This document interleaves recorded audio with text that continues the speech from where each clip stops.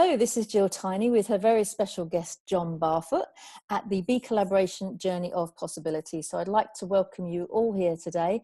As you know, we interview one of our collaborators, find out what it is so special about collaboration for them, why they're part of the BeCollaboration movement, and a little bit more about who they are being and what their purpose is and what they want to achieve in their life and for other people around them. So I'm really excited today to have John Barfoot here because I've known about John and I've known John for probably 20 years, on and off. So it's really exciting for me to kind of have an opportunity to have one-on-one conversation and delve a little bit deeper into what makes him such a special man. So John, welcome to our podcast today. Thank you very much for coming. Thank you very much. Lovely to have you here. So in the beginning, when I invited you along to a BeCollaboration meeting, what were your first thoughts? What was going through your mind?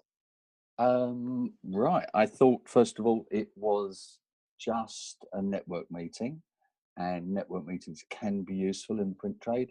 Get to meet quite a few new contacts. But at the first meeting, I discovered it was not just another network meeting.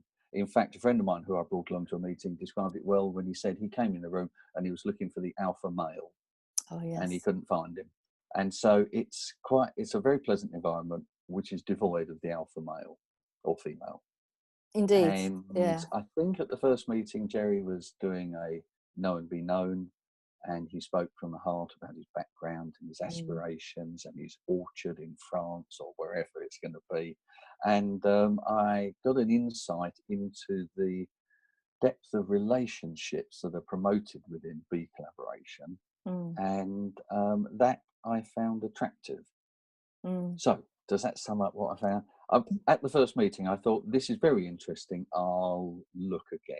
Yeah. And I think I came along to perhaps two more. Before I said, yeah, I'll join. Yeah. That's what I think a lot of people are saying is what they anticipate it being. It kind of leaves them slightly off kilter because, well, I thought it was that, but actually it's not, but I'm not really sure what it is. So I'll go again and have another look and see what it's about. Interestingly, talking about Jerry, I'm sure he won't mind me sharing, as a lot of people that come to do their know and be known presentation, it's like, I don't know what to say. I'm not really sure, how can I talk for an hour about being a surveyor? There's not that much to talk about. Where normally you go to networking and maybe you get a 10-minute presentation and that's it. And you fit everything in and you do your pitch. And obviously BeCollaboration isn't about the pitch. I think there's probably, when you did your know and be known not so long ago, people were going, what does he do again? They knew more about you as a person than they did about what you did for a living. But Jerry sat down with me to work out his know and be known. And we just went back to what you're passionate about. Yeah. And he was like, well, although I'm a surveyor, I think I've fallen into that. We seem to have lost John for the moment. His iPad's taking a call. So I'm just going to carry on the story and hope that we're carrying on recording. And hopefully that John can hear me and get back. So Jerry went back to what he was passionate about, and he remembers as a child hiding in a bush. Hi, John, back again. I don't know if you heard me carry on the conversation. Oh, sorry about that. That's all right. Lost you completely. Oh, these things happen. No worries. Yeah. I was just kind of filling in the story about Jerry when he started, how he wasn't necessarily a 5-year-old child who said, when I grow up, I'm going to be a surveyor. He kind of he certainly wasn't. Goes on. But what he was passionate about was nature. And he said he would be found sitting in a bush somewhere looking at all the creepy crawlies and all the berries and the leaves and things. Yeah. And he would while away many a happy hour. And so I said, so what do you want in your life? And he went, well, I would love to be able to have an orchard and make my own cider. Yeah. And I was like, so how's that plan going? He went, well, I've done nothing with it. It's always been a dream and done nothing with it. Well, since he incorporated that into his know and be known, and a lot of people were like, wow, that's a really good idea. That would be fantastic. Yeah. He's gone off and he's now shopping. He actually put a deposit on a field somewhere so that he could plant in England, in the UK, to get his orchard going. Now, I don't know how far down the road it's going to go, and the potential for it is huge. And once he's got this place, I would love to have a little piece of the action and have a retreat for BeCollaboration.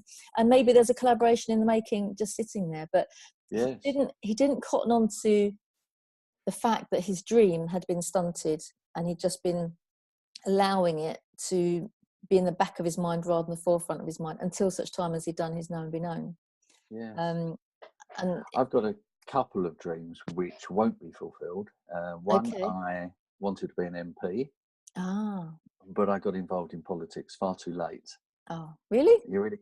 Yes, yes, yes. You've got to be. I sat on the selection committee for Mark Prisk, who's our current MP, and we interviewed a lot of people, and they were all young. They'd been to university.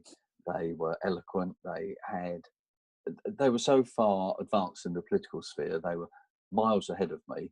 So I saw what was required, and I also saw the age that was required. Do you think? Because before you can get a safe Conservative seat, you have to take on an unsafe one.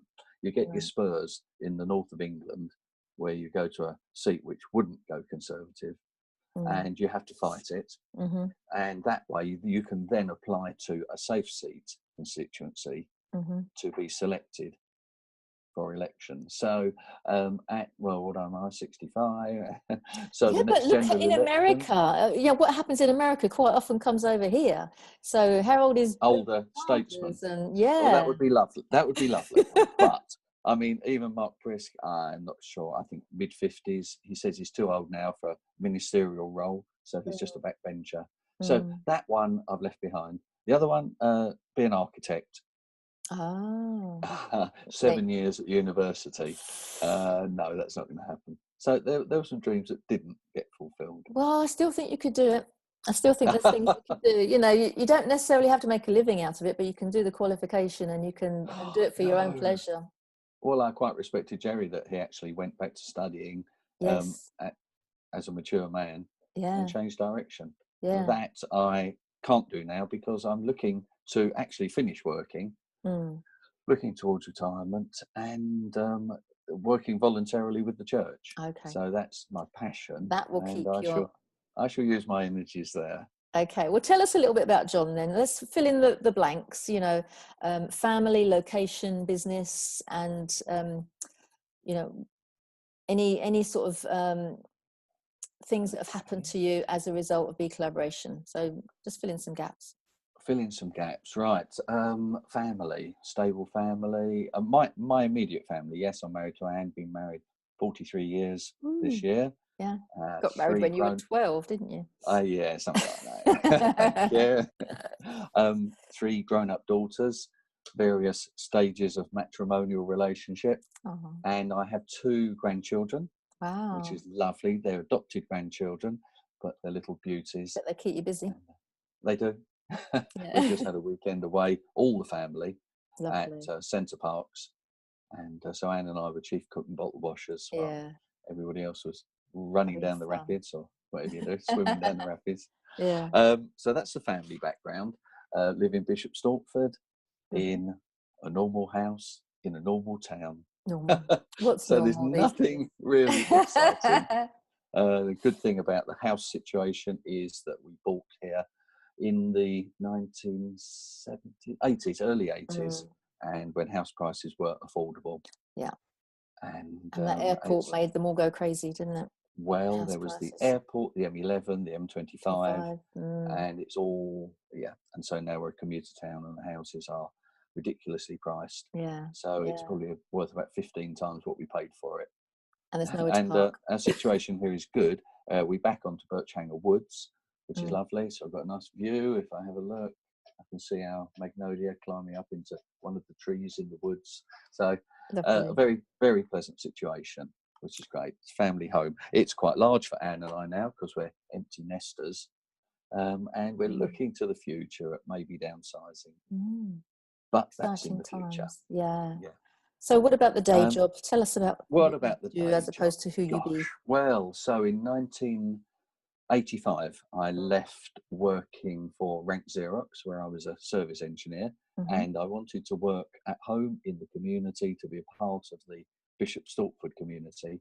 And so I set up in business as a jobbing builder. And I earned my living doing that for 5 years before I then developed a photocopy business in 1990 called CopyZone. Bit of a difference, isn't it? Builder? Total difference. Yeah, yes. Right. So when I left Xerox, I looked for a job that would pay the mortgage Mm. at an extortionate 17% inflation rate in those days. I remember them well. Yeah. Quite a high hill to climb. Mm. But there wasn't a job locally that paid as well as London. And so I looked at my options, and I can paint, decorate, build. I more or less do anything, and learn on the job. And so that's what I did. And Yeah. so for 5 years, that provided an income. Right. I didn't prosper at it because I couldn't subcontract work successfully. I'm not of the building trade. Mm. And I found that people were at best dishonest Mm. and That's at best. Wow. unreliable. Yeah. And I couldn't put my name to other people's work if they were Yeah. working without supervision. Yeah. And so I decided to move on from the building trade and go back to photocopying, Xerox. Mm-hmm. It's the trade I came from. And so gamekeeper turned poacher, or is it the other way around? I'm not sure. Yeah. Like service engineer to machine owner. I then opened a copy bureau. And in 1990, copy bureaus were valid because people didn't have little printers at home that did their Yes. copying and scanning. Yeah. Yeah. And so we did quite a big trade in letting people come in and do their own copying on one of our machines, 5 pence a copy, and they would honestly tell me what they'd done and pay them, go Wow. away. So little things like that. So we became the friendly copy shop, Yeah. and started that in a barn behind some shops in Newtown Road in Bishop Stortford. Okay. And humble origins, but it grew, and Yeah. it grew, and every copy customer seemed to want printing, so I found a printer who would print for me and marked up the prices and sold it on. Mm. Then I learnt to print and got a printing machine. Then I got too busy and employed someone, and kind of went from there. The rest, as People they kept say, is history. It's history. It certainly is. I mean, that was 29 years ago. Right.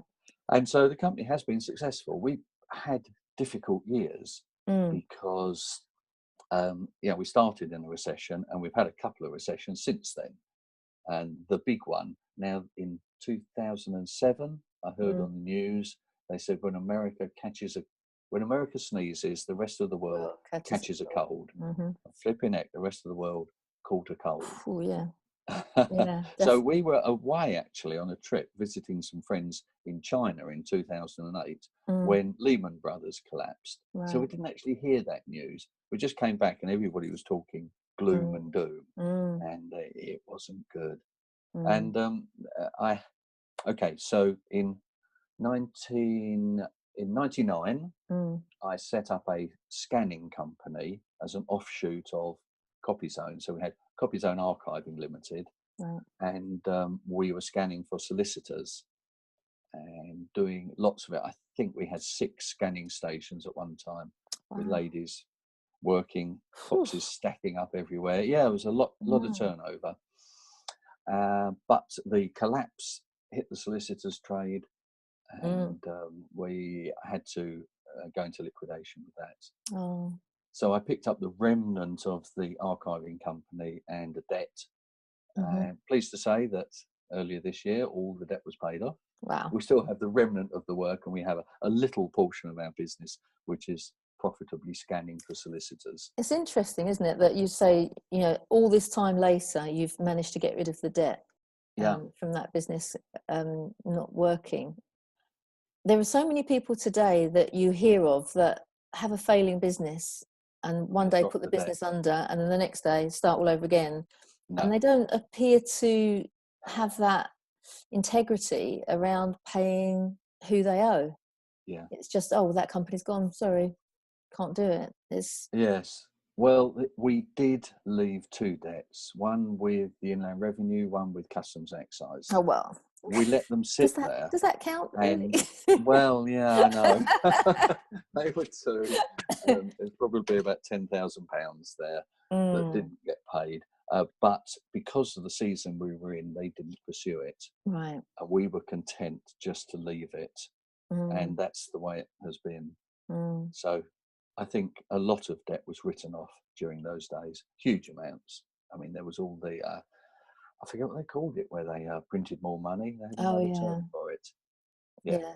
But that was going on. So from a lot of people that come on these podcasts talk about pivotal moments in their life, usually through pain or hurt or accidents or ill health or things like businesses going under, that has a kind of turning point for them in what they're doing, what they're trying to achieve. Now, we were talking before the podcast started about our attitude towards money and cash. So a business failing is huge to some people, and it's okay, that's what happens to others. You know, that there's different levels. So on the scale of 1 to 10, where did you sit in that space as that was happening? About 3. It wasn't that important. It was such a shame that the jobs went. But at the end of the day, it's only money. And when you run a business, you have quite a lot of money flowing past you. And sometimes you manage to tap some off and take it home. So, you know, just for a season, I didn't take so much home. It wasn't a great problem. It didn't. So you didn't have to go and let's put a house on the sale on the market and put it up for sale.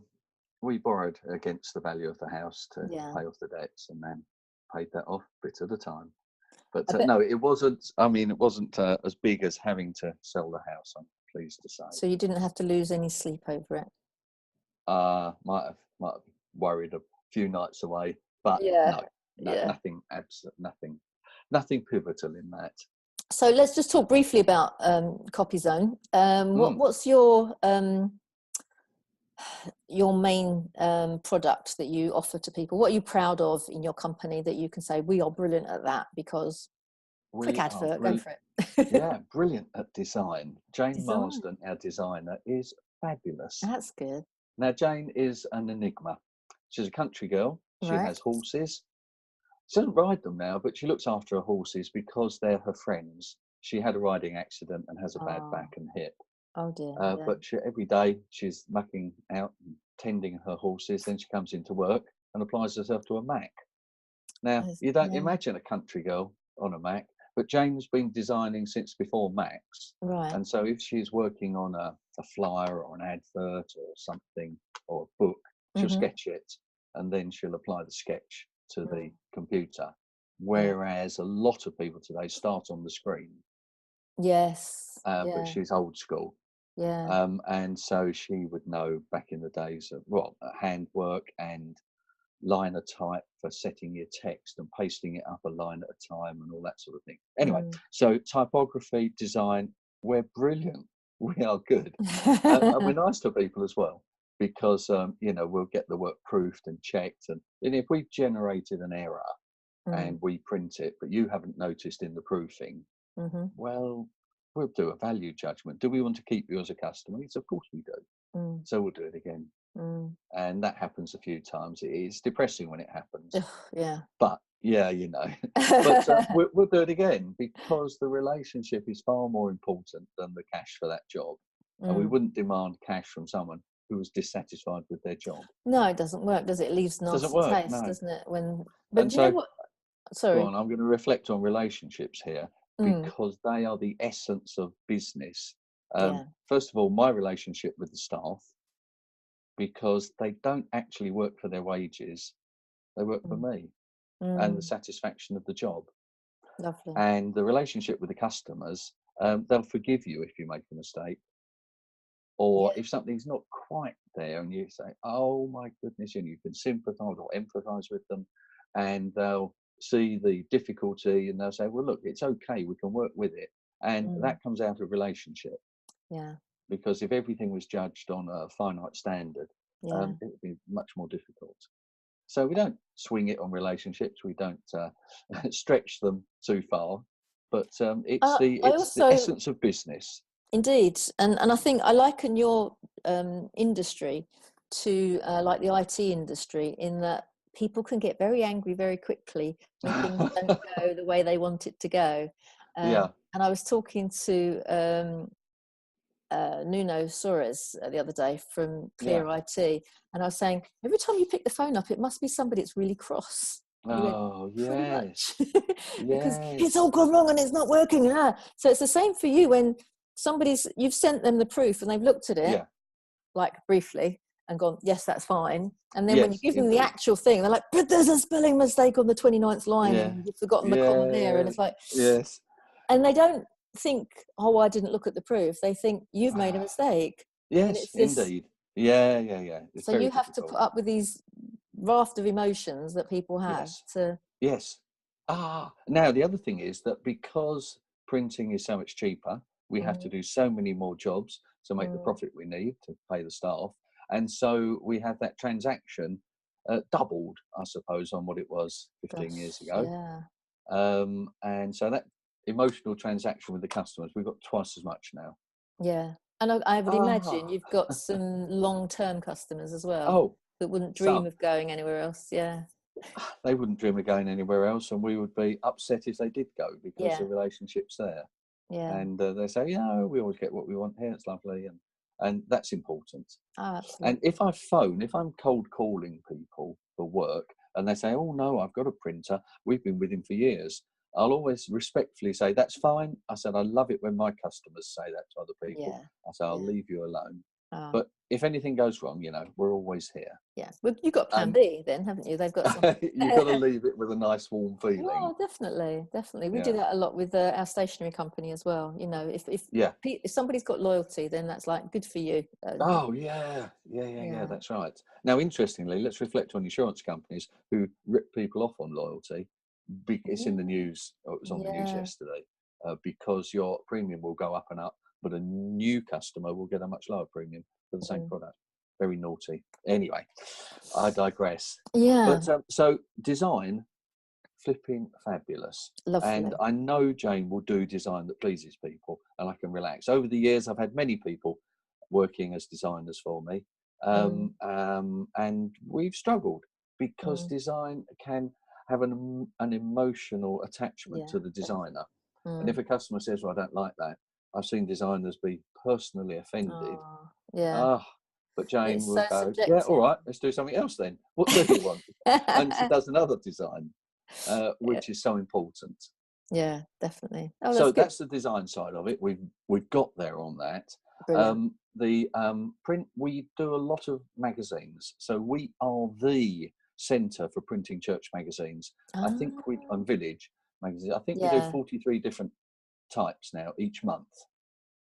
Brilliant. So 2 weeks of the month we are stupidly busy, and we're in busy week at the moment, and Right. next week's going to be busy as well. Oh, gosh. So we bought some new expanded equipment so that we can run faster to make the booklets. So your little villager magazine, Stansted Link, your church link, and all that, we've got loads of them, and So they come. interestingly, there was an article, where did I see it? I can't remember where I saw it now, about it was connected to the Harlow Star that is no Mhm. longer, the newspaper that is no Yes. longer, and how uh, a lot of people prefer to read their local news online.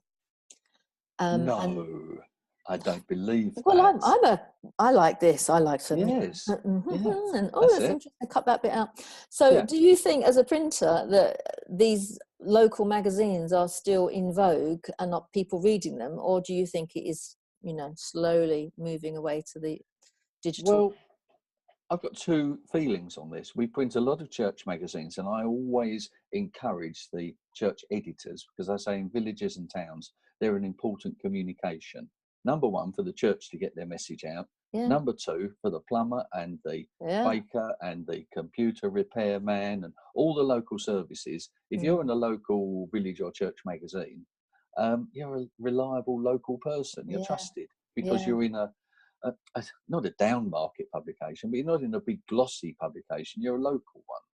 That counts for a lot. yeah. And so they're very important in that respect. And Especially I when think, you've been in it for month on month on month on month. mm, There are some people that you are know, always in it. So you think, well, if he was that bad, he wouldn't come yeah, back. people would be Yeah, making comments yeah. and not referring And him. so the adverts in there, they're not just there to promote the magazine. They're there because they bring people work. Yeah, So it's yeah. interesting. They're a little bit of a bit of relationship cement in a community, a small Mm, community. mm. However, having said that, the church I belong to abandoned didn't ever have a magazine. We have e-news, and it comes out, Ah. and it's Do not you the read same. it? I glance at the headlines, Yeah. especially if I've put something in there. Yes. Um, but I don't think it sticks as well as a magazine. I think it's doing the rounds, isn't it? Because I think it's coming back round. a few years ago, everyone was saying, "Oh, there's not going to be any bookshops in the country," and now there are more independent bookshops than ever before. And I don't know about you, but I love going into a bookshop and there's an armchair. Quick, let me have a look at what I'm going to buy, and I'll sit there for 5 minutes looking through before I choose to purchase it. I went to the ultimate a second-hand bookshop in Alnwick up in Northumberland. It's a famous one, and it's an old railway station, crammed full of books. It's got armchairs and coal fires and lovely little miniature railways running round. And you were in your element. I could have stayed there. But yes, I mean, I love books. And it's useful being a printer, really. But also we do short-run book printing for people. And more. Somebody's collecting their run of 500 poetry books today. Well, let's give David Arkle a quick boost. There we are. Nice. And it's called Divine Loves. He's a teacher at Bishop Stortford College. And is that one of Jane's designs? Did Jane do the front cover? Sorry, I just dropped my earphone. Did Jane do the front cover? No, he supplied that. Oh, okay. That was his photo. He wanted that. Yeah, lovely. But he's collecting them today, and that's a very good trade for us, printing books. Yeah. What else do we do at work? We design, we do books, we do all sorts of stationery and brochures and colour brochures and folders and business cards and anything you want where there's ink on paper, we do it. We also do signage now and canvas banners for events or what do they call them? Dropped out of my mind. Large rigid signs that you would put on the outside of the building. Fomex. Yes, so you're obviously very good at your copy zone printing and designing and all the rest of it, which is fantastic. And it sounds like it's coming through to me that you love it. But I know there are other things in your life that you're passionate about. And one of the things that you did on your very first time at the front of the room at BeCollaboration was a genius slot around talking about how you found your faith. Yeah. So do you want to just briefly give us that story for those people that haven't heard about it? It applies to business very well, because the only reason I'm in business is because I became a Christian, which sounds bizarre. But I was, character-wise, I was a cowardly young man and was more concerned about what people thought of me and didn't have any integrity, if you like, in my character. I made a nominal commitment and became a churchgoer. But then in 1982, I jumped in with both feet and made a complete commitment to Jesus. And my life turned upside down. You talk about pivotal moments. That was a pivotal moment. I became the person that I always wanted to be. Wow. I was in good relationship with God. I had the courage to be the person I wanted to be. And it was that incident, that life-changing incident. The Bible talks about being born again. I'm afraid the Americans have messed up that phrase. The born-again Christian, it doesn't go down too well. Yeah. But it literally was life starting all over again. I couldn't quite believe it. And I wouldn't say I've been walking on air ever since, but my life has been changed ever since. And so it gave me the courage to be the person I wanted to be. And there's a lot wrapped up in me, and I've been able to express it and fulfill it. Yeah. It's interesting, isn't it? Business. In today's world with social media, a lot of people are suffering mental ill health because they're worried about what people think of them. Yes. And it's interesting that you said that you didn't have the courage because you were always worried about what people were thinking about you, and you had to kind of be a certain way and act a certain way to fit in. And I think today in society we are ostracized and kept separate on so many different ways, and social media being one of them, that everyone's finger pointing to somebody else. But actually what we crave more than anything is a strong, welcoming, beautiful community where you can feel safe, where you can feel loved, where you can feel empowered. Absolutely. So how old were you when you... Let me just go back on that. The community is vitally important, but because I feel safe and loved and empowered by my Creator, by God himself, everything else is external to that. So I come Yes. from a position of security, Yeah. but I also want to create that environment for other people. So when I walked into BeCollaboration and I found your, what do you call them, the principles by which you operate, The your core values, values. Yes. core values, love it. I mean, they could almost be written for our church. Yeah. The core values are the same. Yeah. And I thought, yeah, good. We're walking in the same direction. That is one of the things I like as well, is that people that are there, it doesn't matter whether you're a Christian or a Muslim or a Hindu or a Buddhist or I don't know, or I'm thinking about it, or I think I might be an alien, whatever it happens to be, there is an acceptance of you're a human being and we love you because you're a human being and you're on the planet at the same time we are. So welcome. And what Yes. I loved that you were able to stand at the front of the room and share your beliefs and your faith, and there was no ridicule or no No. folded and, oh, that's ridiculous, or there was no condemnation of what you were saying. Everyone was really open to it, weren't they? They were very open. It was a bit nerve-wracking because that's the sort of talk I would normally give in a church It's nice and safe there, environment, isn't it? or people, or people who have said, I want to find out about this. One guy said to me afterwards that I'd used a couple of phrases, probably religious phrases, which rang some bells from his past. And normally he would have put the shutters up listening to those sorts of comments. But fortunately, he didn't put the shutters up. And, people listened and were open. And it was very interesting to do to do that in the business environment. We do make a big show of how are you listening. We say it at every single meeting.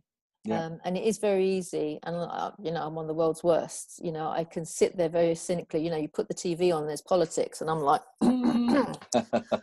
but in a big collaboration environment, whatever the conversation is, we're kind of encouraged and taught to be open and go, okay, you might be triggered about what they're saying, whatever it happens to be, but you have to bear with, for want of a better expression. Absolutely. And just give them that extra space to expand and share, and then have a grown-up conversation around whether you disagree. And it's okay to disagree, and that's fine. But actually, there might be a little part of you that thought, I never saw it like that before. Listening to some of the theories and some of the ideas are a bit out there from my stable Christian background, and I've listened to them and I've thought, actually, there's some truth in that, and it's very interesting. That people talk about karma, and what comes around goes around, and that sort of thing. And I've always thought, from my point of view, I would say, well, you reap what you sow. And there's a good reflection of karma in there, isn't there? Yeah, exactly. I think Jesus said you reap what you sow. And if you sow in kindness and love and courtesy and that sort of thing, you can reap that. But if you sow in bitterness and disharmony, guess what? Funny. Yeah, exactly. So would you say, here's a question, that if you're in a community where everyone has the same faith or same belief or same doctrine, does it make it harder to listen to people who are not of the same faith? You could become blinkered, but I think during my Christian life, I've just made a point of not becoming isolated. I don't want to be a monk and go into my community and not understand the world around me. I suppose being in business locally and being in politics, that's kept me very well connected. And so, no, I'm more than content to sit with someone who is into Buddhism. A reflection. I chaired the Hertfordshire Religious Education Committee for a number of years, and there was a Buddhist member, and he was homosexual atheist Buddhist. Wow. I said, okay, how does that work? And he said, well, he felt rejected by the church because he was homosexual. And so he'd rejected God, so he was atheist.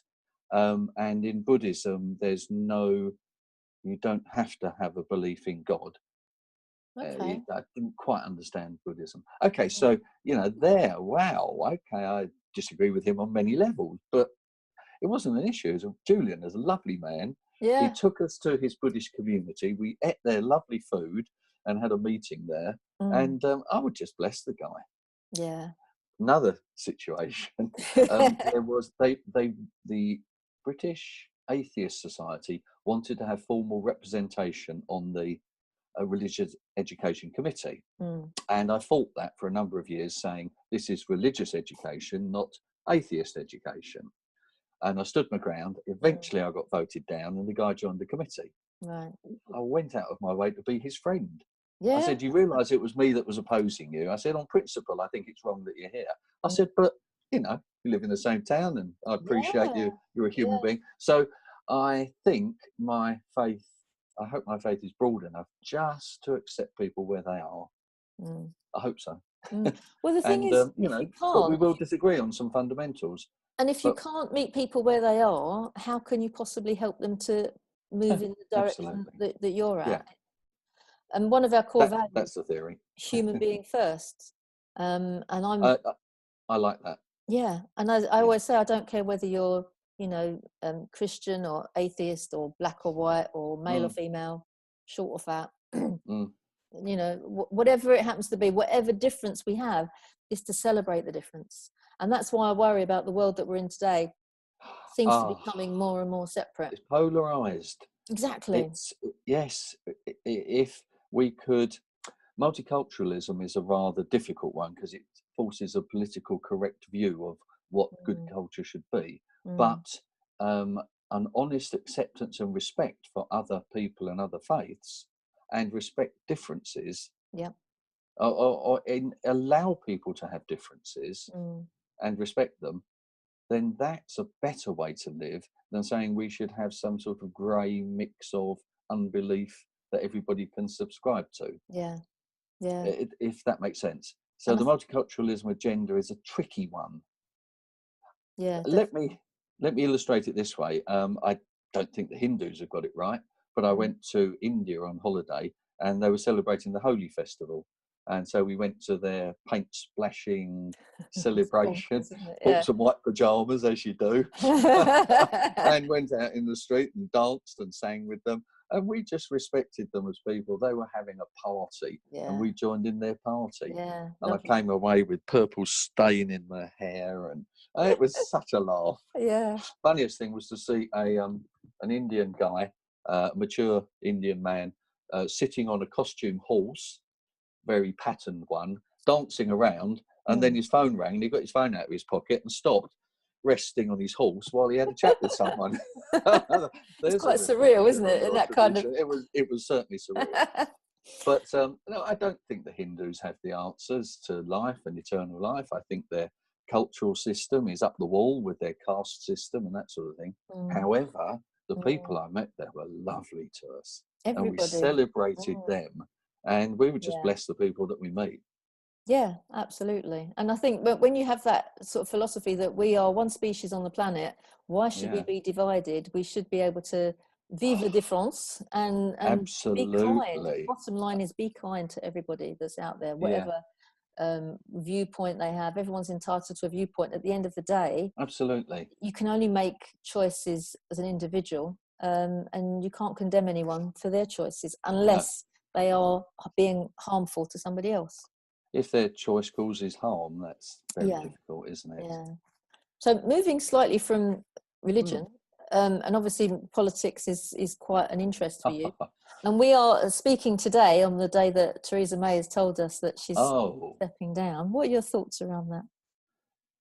poor Theresa May. She's been trashed by her party. Mm, I have the utmost respect for her because she's a woman of integrity. mm, I don't say she's necessarily done a good job, but she's been, I was going to use a rude term, she's been hurt by yeah, all those Tory stuffed shirts. yeah, It's such a shame.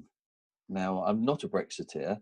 I voted to stay. However, I completely respect her decision to see our exit through because that's what people voted for. And we can't say it wasn't a proper vote. Not everyone voted. The youngsters didn't vote. Can't say anything like that because it was a referendum and the result was we should leave. She hasn't found a way that we can leave. mm, Um, I'm if Boris gets it, I just want to see if he can handle it. You know, he's not Mm, such a clown. He may carry more people with him. He may be able to get a deal through. But mm, poor old Theresa May, you know, when we reduce someone of her integrity and stature to tears in a news conference where she mm, announces her departure, mm. we haven't done a good thing. No. I All think she right. was So, damned if she did, and she was damned if she didn't. And I oh, think poison they chalice. attacked her mercilessly. Yes. And I think her parting words of "you have to compromise" is, to my mind, um, that's where everyone has failed, because everyone is coming from a position of "I'm right, you're wrong." Yes. And actually, they need to go, "Well, I don't agree with everything you say, but it's okay. Let's compromise." And everybody should spend Um, their life trying to compromise. yes, absolutely. You can't. Well, some things are right, some things are wrong, and with personal values, you wouldn't compromise. But with something like that, with Mhm. negotiations and trying to find a settlement, there's got to be She's compromise. had the most impossible job in the world. Yeah, And, yeah. you So know, I'm pleased for her actually that she's put it yeah, down yeah. So because that she, will lessen her pain. I just respect the woman. I think yeah, she's got integrity, yeah, massively. and Whatever politics you have to admire her for giving it a go, because it's yeah. probably the least wanted job in the world. I know there are people out there sort of baying for her blood and want to Ah, take that stand, but then they're not going to be able to make. I mean, who wants that job now? Really? Who would? well, who's up for it? It's Why would Boris you? and another fella. Why would you Why want would it? you want that? Yeah, An unless you're impossible power task. crazy. Yes, yes. Mm, So I think it's a great shame. mm, I mean, there's a lot of Europe that I don't like, but when I was working, when I was a counsellor, I was involved with adult care and health, and I saw a lot of poverty with elderly people, mm. very close to the breadline, and this was ordinary retired people. Yeah. And I thought if there's a drop in our economy, if we leave and say, right, we're off hard Brexit, we don't care what happens, and if we hit a big recession, vulnerable people will be hurt. Mm, And I didn't want to see that. And for that reason, I thought, I think we want stability more than we need national independence. And so I voted to stay. mm, However, people voted to leave. And so mm. we have to. I think there's probably good and bad on both sides.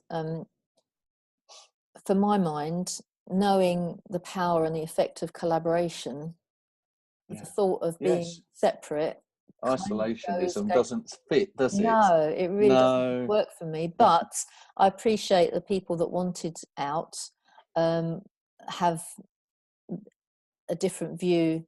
It's for our safety rather than, because there are too many people had too much control, and all the stories that go with that. And I'm Yeah, not going yeah. to And unpack that little there was a lot kind of of racism involved as well, though, unfortunately. all sorts of things going on. But yeah, it just, for me, collaboration has to be the center of everything, because if people understand, and to do collaboration effectively, you have to leave your ego at the door.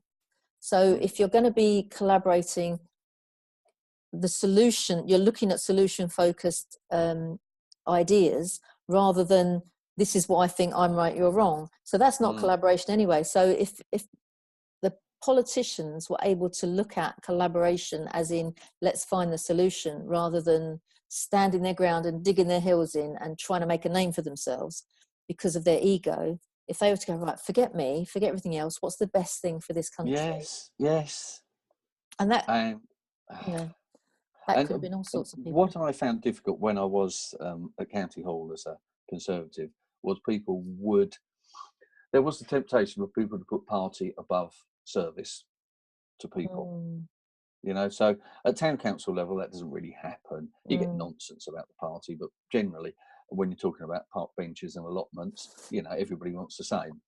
But mm, to just promote your party as the one that has the solution and is the best in every instance, I could never go along with that. no, no, There was one crazy. issue. I had to vote against my conscience on one issue. Oh, That was really difficult. It was a mm. funding cut to Home Start. Oh, wow. Yeah. And I got the executive member up against the wall and I fired stuff at him. Mm, But because I was whipped by the party, I had to vote on that. Now, I had to make a value decision. If I were to rebel on, that was a minor funding issue. mm, And I thought, actually, I can have more influence in a higher position. I was a deputy cabinet member. I thought it was better to stay in the higher position of influence in that situation rather than to just stick out and It's like a vote chess game, against. isn't it? You've got to It pick. is a chess game. It's a Yeah. value judgment on each one. You can say, I will never vote against my principles until you get there. Yeah. But I was able to use my position of influence in many different things. And so I think, yes, that was a small funding issue. If I'd voted against it, it still would have gone through. I would have made my point. I would have made my mark in the sand. I would have lost my deputy executive position. Do you see what I mean? And I would have lost my influence there. Yeah. So politics, it's not black and white. No. It's shades of grey in every decision that you make. So were there shades of grey, do you think, just as an off-the-wall question, over in Alabama when they decided to ban abortion? Wow. They've defined it and made it black and white, haven't they? It's amazing, Yeah, isn't it? it's a difficult one. Don't go down that one too far. It's interesting. So I know part of your work within Bishop Stortford were to help people or young women who were having to make decisions. So you went out. I was the chairman of the Choices Crisis Pregnancy Centre. Wow. And ladies would counsel people. If you have an unwanted pregnancy, you've got three options. Number one is to have an abortion. Number two is to keep the baby. Number three is adoption. Now, adoption is so difficult and so painful that people tend not to choose that. The children that are adopted are ones that are taken into care. So you discussing with women whether they can have an abortion or whether they want to keep the baby. And I did on 3 occasions counsel men on because they came along and wanted to see a couple. So what Anne and I would do, I would talk to the man, she would talk to the woman, we would bring them together and facilitate an open and honest conversation between them. And the hidden part of abortion is the regret and pain that women suffer with post-abortion stress and regret. And every year there's a reminder, this would have been the birthday. And all those sorts of things are swept under the table. But we didn't face women with those things. We would just say, by your own value system, what do you think you should do? And very often people would say, look, I know it's wrong. I don't want to do it, but I had no option. So we discussed amongst the ladies who are counselling, if somebody said they're going to have an abortion, would you take them to the clinic and hold their hand? Even though we actually felt that it was wrong. And the lady said, yes, they would, because they would respect the person and just love them through the trial that they were going through. So, we closed it because people didn't come anymore. Because abortion is so acceptable that it wasn't seen as something that counselling would be needed for. The government say that any woman who goes for an abortion has to receive counselling, and Marie Stopes and the BPAS are bound to offer it. But I think it's a side issue rather than a main way of helping people. Well, as you said earlier, if America sneezes, we catch a cold. So let's hope that that's not going to come over, because as I read in, I think, The Guardian, just because abortion is banned doesn't mean to say it's not going to happen. That's the problem, isn't it? There was a lady, I mean, if you're still interested in it, I'm just trying to see where I wrote her name. Gabrielle Blair wrote a long tweet a year ago around why abortion isn't a woman's problem, it's a man's problem. Oh gosh, and yes. It's really interesting to see the whole... Men have sloping shoulders in this. Yes, yeah. A couple of men that I did counsel said, well, I don't want her to have an abortion.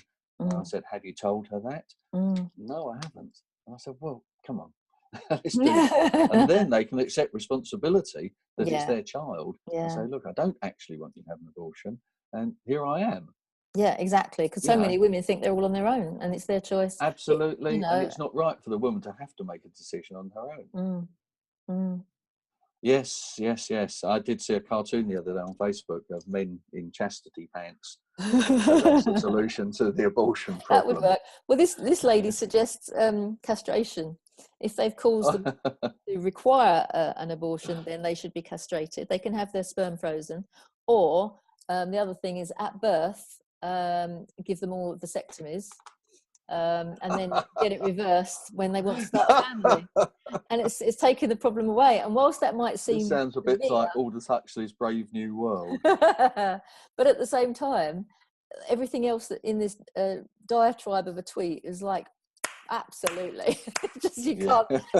Everything she said makes perfect sense, because it's all about male pleasure and how we assume responsibility for something that isn't our fault.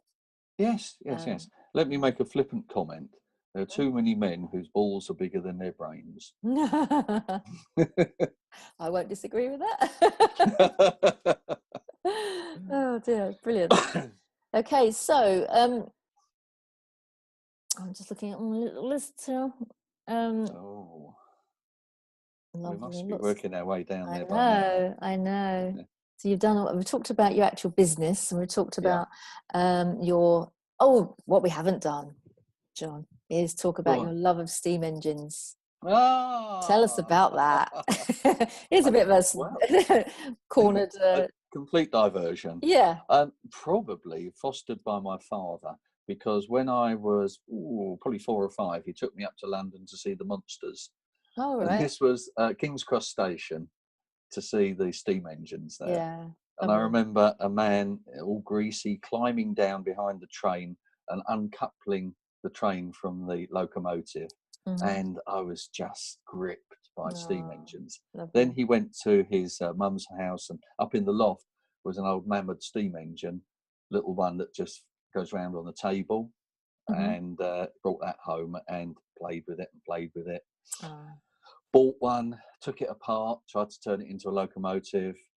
And so from a very young age, I've just been enthralled by steam power.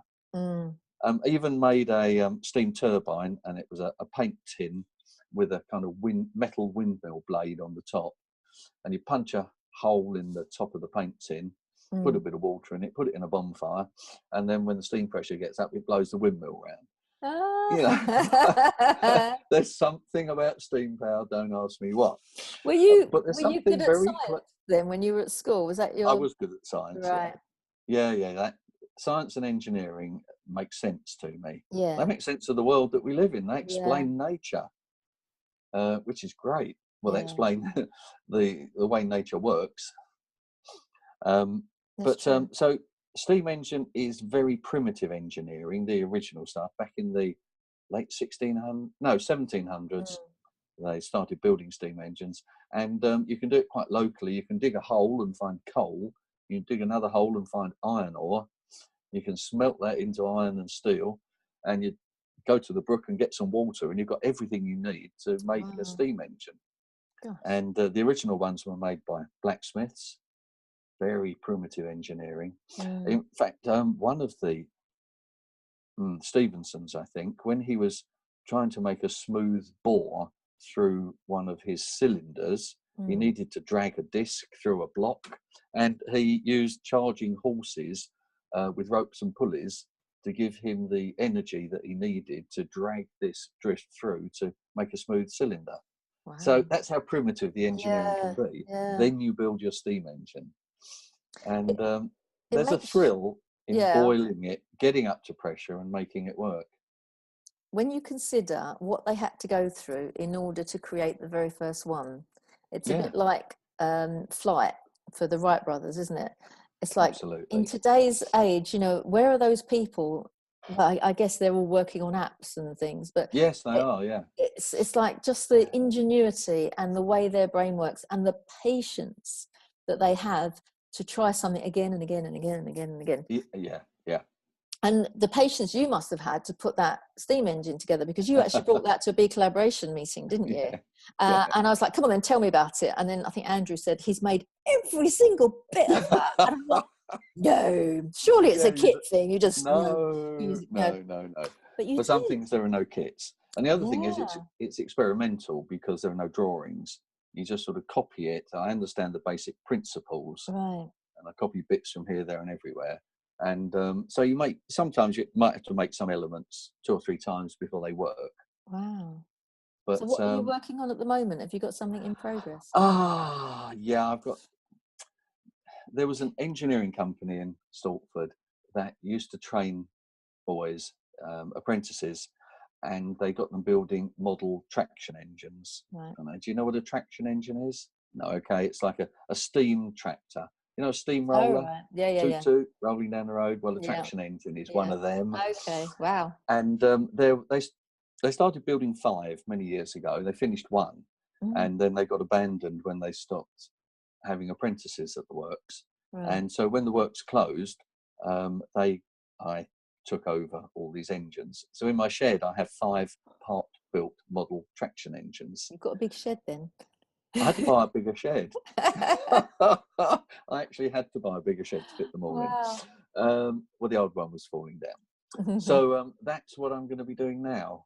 Now, I'm very busy this summer with a church project, so I've done nothing for a while. But August, September, yeah, I'm going to be getting Wow. to it. And And so I'll Anne, have... is she an enthusiast as well, or No, just not in the put up with least. you? No. She's bored by steam. I belong to a model engineering society at Audley End, Oh, and there's lovely. his Lord Braybrook's Railway, and Yes, I've been there, done that one. around the picnic ground there's a little Yeah, track, and the lovely. club runs that.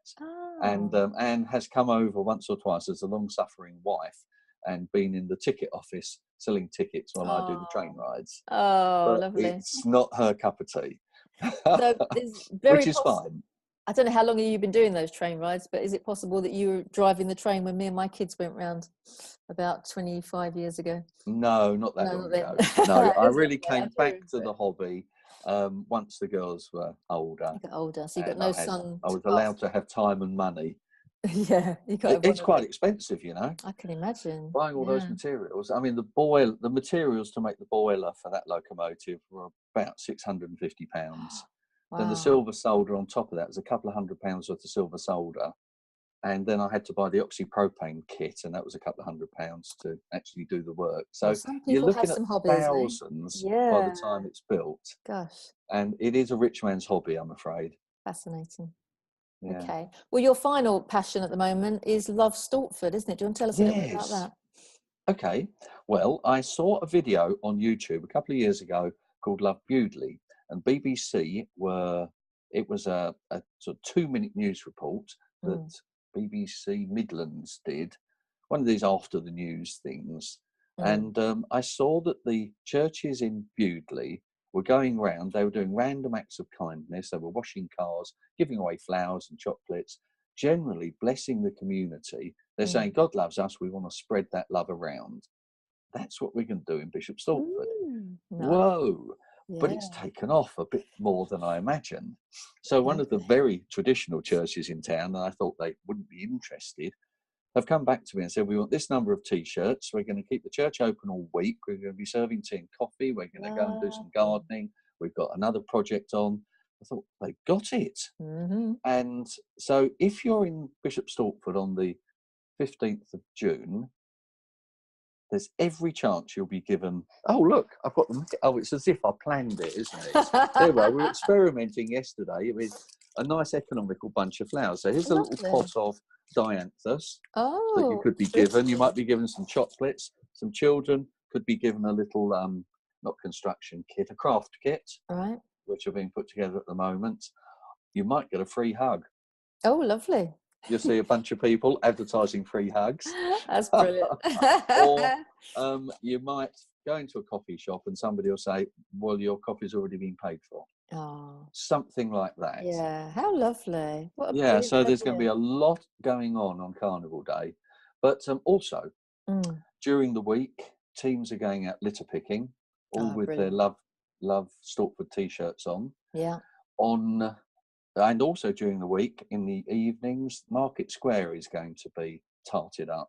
Right. Now, 2 weeks' time, we're going to jet wash it with a hot jet washer, get all the Yorkstone looking good, and Mm. all the street furniture will be painted. We're putting up Mm. some new planters, so Lovely. Stortford in Bloom can get some nice spring or summer planting in there. Yeah. And so the men are going to be doing that. Mm-hmm. On Thursday, there'll be a market stall with free tea and coffee. And then on the Saturday, all these random acts of kindness. So is that going to annoy Costco or whatever's I coffee hope shop? not. I hope not. We don't want to upset customers. But it will be for the pleasure of blessing people. We won't do it with super duper espresso coffee. It will be out of a jar. Yeah. So there'll be a difference. We don't want to But if you compete and imagine take people's trade away. You've just seen what was going on in another town in Yeah. another part of the country, and it's like love bombing the whole town, isn't it? Love bombing, I like that. But this is the power of community, isn't it? Because if one person had the idea but they didn't have access to a community, it wouldn't have taken off in quite the same way, I don't think. Or it might have done through social media, but I think it's a lovely idea. And imagine if every town in the country did that. Ah, what a great idea. Well, when I went to the Methodist minister to discuss it with her, she said, oh, good. She said, we did it in Radlett when we used to live there. And she's very keen. So on Market Day, there'll be a stall at the market, not Market Day, Carnival Day. There'll be a stall outside the Methodist church, and they have a big banner up, Love Stortford, free tea and coffee. They've got an elderly congregation. That's what they want to contribute. Lovely. And so Baptist church, lots of people from there involved. And so out of the 12 churches in Stortford, there are 9 actively involved. Really? Yeah. Wow. Which is really quite exciting. How many churches in Stortford? How many? 12. 12? Who knew there was 12? I know, different flavours. Yeah. Our church is to blame for a different flavour as well. So you're the happy clappy brigade, aren't you? We're the happy clappy brigade. We make a lot of noise about it and have a great time. Love it. The other thing is, it's going to be in excess of 300 people out on the streets. Fantastic. In their Love Stortford t-shirts. So we're going to love bomb the town. I like that. Yeah, you can have that. I shall donate that to you. Thank you. And I shall come along Carnival Day or sort of whatever the weekend is. You say 15th. Well, let's hope we love bomb you. Let's hope you walk away with one of these. That would be Yesterday, lovely. actually, we went to a flower wholesaler, and cut flowers were far too expensive. So we went to one of the market gardeners out in Roydon, Matthew's Nursery. I'm going to advertise for you, Matthew. You're wonderful. He's going to do us 270 of those pots of flowers. I know him well. Do you? Yes, I do. He's great, isn't he? He's lovely. Really nice guy. And he's given us a discount, and the price is phenomenal. Awesome. So good on you, Matthew. Well, on that note, John, I'm going to bring this to a close. We've walked through politics. We've done religion. We've talked about abortion, so I think we can tick the sex box as well. We've done everything you're not supposed to talk about in a podcast. Well, I did a talk once, and I said, look, where do religion, politics and business meet? Yeah. I said, they meet in me. Yeah, that's true. And we're all full of these things. It's people say you shouldn't talk about sport and religion, but they form such a fundamental part of people's lives. Exactly. Get on and do it. And so I just want to thank you for your time today. I think it's been fantastic. I also want to thank you for being part of BeCollaboration, because you give the Hertford meeting a whole new context for what you're very kind. And it's just really lovely to have you there. And wish you every success with Love Stortford. And please, anybody that's interested, go along on the 15th of June. And that 15th of June, Carnival Day. Lovely. Come and get blessed in Bishop Stortford. Yeah, that's fantastic. And just a reminder to everybody out there, we've got our meetings coming up. We've got our London meeting. It's the 4th Tuesday of the month. We also have the second Friday of the month is Hertford, which is the one where you'll see John. And the 3rd Thursday is over in Surrey at Banstead. And we now have the second Wednesday, the 21st of June is the next one, 2019, for the Liverpool meeting. We launched last week. So if you've got any friends up in Liverpool, please tell them about it. And we'll see some people there as well. We also have a new group launching in September, on the 4th of September, over at Park Royal. So if you know anybody in that part of London, then get in touch. It's BeCollaboration.com, where you'll find all of the meetings there. And you'll also find the rest of the podcast if you haven't been able to catch us before. Or you can find this podcast on Spreaker.com. Thank you very much for listening. And thank you too, John. Thank you, Jill. An interesting afternoon. Yeah, brilliant.